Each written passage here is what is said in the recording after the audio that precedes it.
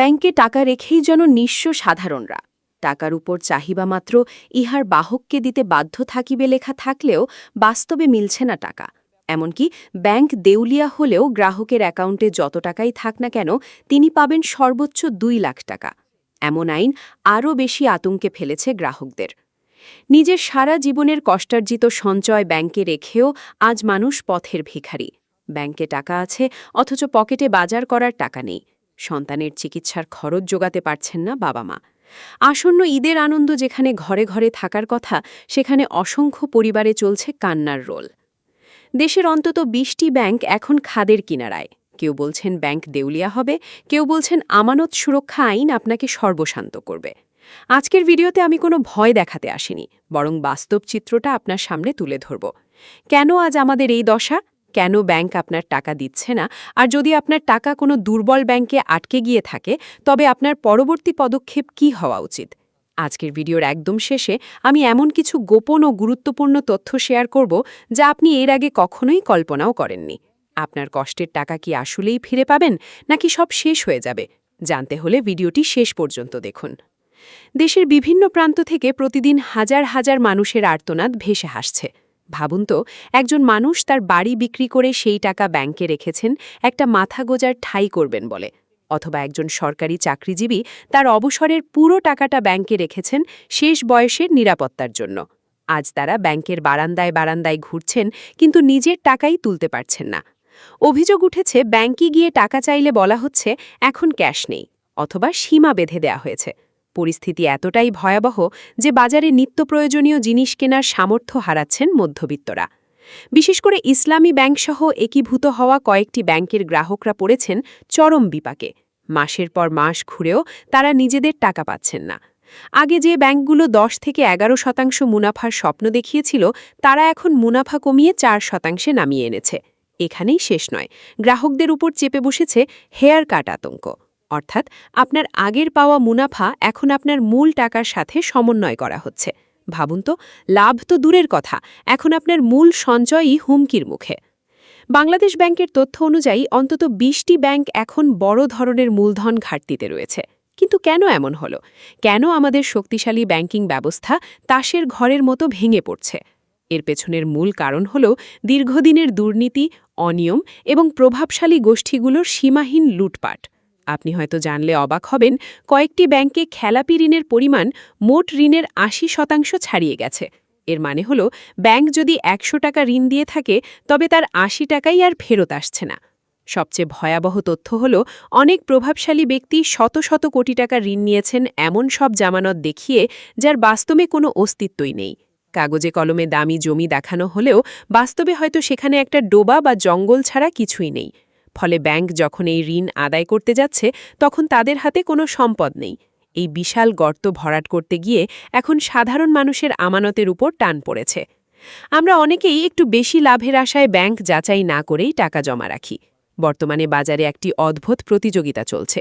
সবল বা ভালো ব্যাংকগুলো যেখানে ৯.৫% হারে মুনাফা দিচ্ছে, সেখানে কিছু দুর্বল ব্যাংক ১১ থেকে ১২% মুনাফার অফার দিচ্ছে।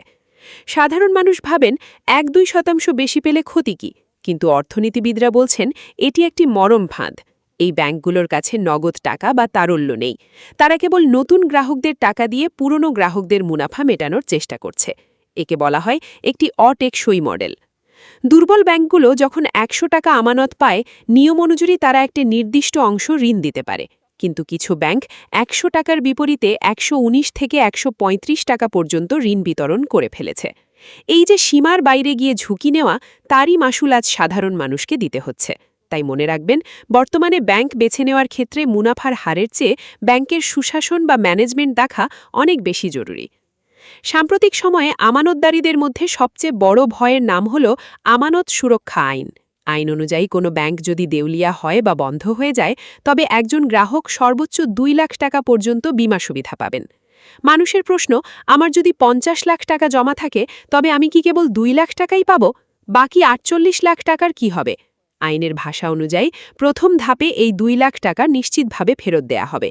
বাকি টাকা ফেরত পাওয়া নির্ভর করবে ওই ব্যাংকের সম্পদ বিক্রি বা পুনর্গঠনের উপর। এই তথ্যটি জানাজানি হওয়ার পর গ্রাহকদের মধ্যে আতঙ্ক আরও কয়েক গুণ বেড়ে গেছে। মানুষ ভাবছে তার মানে কি ব্যাংকে টাকা রাখা আর নিরাপদ নয়? এই আতঙ্ক মানুষকে রাস্তায় নামতে বাধ্য করছে। বিভিন্ন ব্যাংকের সামনে এখন ভুক্তভোগীদের বিক্ষোভ আর আর্তনাদ নিত্যদিনের ঘটনা। তারা দাবি করছেন পুরো আমানত এবং ন্যায্য মুনাফা ফেরত দিতে হবে। পরিস্থিতি যেমনই হোক, আতঙ্কিত হয়ে হঠকেরই কোনো সিদ্ধান্ত নেওয়া যাবে না।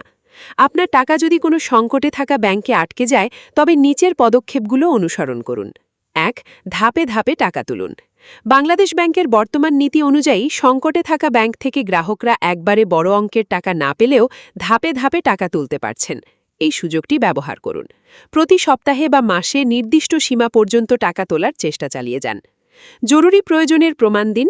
আপনার যদি চিকিৎসা বা শিক্ষার জন্য বড় অঙ্কের টাকার প্রয়োজন হয়, তবে ব্যাংকে আবেদন করুন। ক্যান্সার বা কিডনি ডায়ালাইসিসের মতো জরুরি ক্ষেত্রে বিশেষ বিবেচনায় টাকা ছাড়ের সুযোগ আছে। ডিজিটাল ব্যাংকিং ব্যবহার করুন।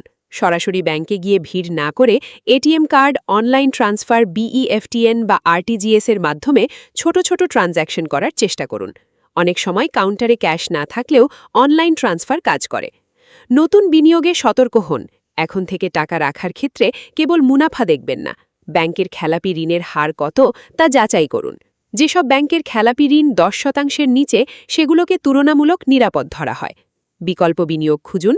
ব্যাংকে সব টাকা না রেখে সরকারি সঞ্চয়পত্র, ট্রেজারি বিল বা সরকারি বন্ডে বিনিয়োগ করতে পারেন। এগুলো 100% নিরাপদ, কারণ এর পেছনে সরাসরি সরকারের গ্যারান্টি থাকে। ভিডিওর শুরুতে বলেছিলাম, শেষে একটি গোপন ও গুরুত্বপূর্ণ তথ্য দেব। তথ্যটি হল, ব্যাংক খাতের এই সংকট কেবল একটি দেশের অভ্যন্তরীণ সমস্যা নয়, এটি একটি পরিকল্পিত সিস্টেমিক পরিবর্তনের অংশ হতে পারে। গোপন কথাটি হল, অনেক ব্যাংক বর্তমানে তাদের সম্পদ রিভ্যালুয়েশন বা পুনর্মূল্যায়ন করছে। এর মানে হল, তারা তাদের হাতে থাকা জমি বা সম্পদের দাম বাড়িয়ে দেখাচ্ছে, যাতে কাগজে কলমে তারা দেউলিয়া না দেখায়। কিন্তু বাস্তবে তাদের ক্যাশ ফ্লো শূন্য। আরেকটি চাঞ্চল্যকর তথ্য হল, সরকার এবং বাংলাদেশ ব্যাংক এখন মার্জার বা ব্যাংক একীভূতকরণের মাধ্যমে দায় এড়ানোর চেষ্টা করছে। যখন একটি সবল ব্যাংক একটি দুর্বল ব্যাংকের দায়িত্ব নেয়, তখন সবল ব্যাংকের উপরও চাপ বাড়ে। এতে গ্রাহকদের টাকা ফেরত পাওয়ার প্রক্রিয়া আরও দীর্ঘায়িত হতে পারে। বিশেষজ্ঞরা বলছেন, এই সংকটের পুরোপুরি সমাধান হতে 3 থেকে 5 বছর সময় লাগতে পারে। তাই যারা ভাবছেন আগামী মাসেই সব ঠিক হয়ে যাবে, তাদের একটু ধৈর্য ধরার প্রস্তুতি নিতে হবে। সবচেয়ে গুরুত্বপূর্ণ গোপন টিপস হল, আপনার মোট সঞ্চয় একটি ব্যাংকে না রেখে অন্তত 3টি ভিন্ন ব্যাংকে ভাগ করে রাখুন। এতে কোনো একটি ব্যাংক সমস্যায় পড়লেও আপনার জীবন পুরোপুরি থেমে যাবে না। বন্ধুগণ, টাকা মানুষের জীবনের অন্যতম চালিকা শক্তি, আর সেই টাকা যখন হুমকির মুখে পড়ে, তখন মানুষের ধৈর্য হারানো স্বাভাবিক। তবে মনে রাখবেন, আতঙ্কিত হয়ে সবাই মিলে একসাথে ব্যাংক থেকে টাকা তুলতে গেলে ভালো ব্যাংকও দেউলিয়া হয়ে যেতে পারে। আমরা আশা করব, সরকার এবং বাংলাদেশ ব্যাংক অতি দ্রুত কার্যকর পদক্ষেপ নেবে, যাতে সাধারণ মানুষের আস্থা ফিরে আসে। ব্যাংক খাতের সংস্কার এবং লুটেরাদের বিচার এখন সময়ের দাবি। আজকের এই আলোচনা যদি আপনার উপকারে আসে, তবে ভিডিওটি শেয়ার করুন, যাতে অন্যরাও সচেতন হতে পারে। আপনার কোনো প্রশ্ন থাকলে বা কোনো ব্যাংকে টাকা নিয়ে সমস্যায় পড়লে কমেন্টে জানান, আমি উত্তর দেওয়ার চেষ্টা করব। সতর্ক থাকুন, নিরাপদ থাকুন। আজকের মতো বিদায় নিচ্ছি। দেখা হবে পরবর্তী ভিডিওতে। ধন্যবাদ।